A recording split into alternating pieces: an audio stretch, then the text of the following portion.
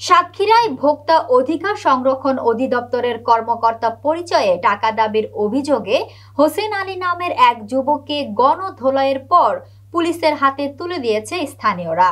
Channel H এর সাতক্ষীরা জেলা প্রতিনিধি মেহেরুজ্জামানের তথ্যচিত্রে থাকছে বিস্তারিত। ঘটনাটি ঘটেছে গতকাল মঙ্গলবার রাত 10:30টার দিকে শহরের নিউ মার্কেট মোড়ে। আটক যুবক হোসেন আলী সাতক্ষীরা সদর উপজেলার মাছখোলা গ্রামের আব্দুল হাকিমের ছেলে। ভুক্তভোগী ব্যবসায়ী মোহাম্মদ বাবলু জানান, দুপুর থেকে হোসেন আলী নিজেকে ভোক্তা অধিকার সংরক্ষণ অধিদপ্তরের কর্মকর্তা পরিচয় দিয়ে তার দোকানে জরিমানা করার ভয় দেখিয়ে টাকা দাবি করেন।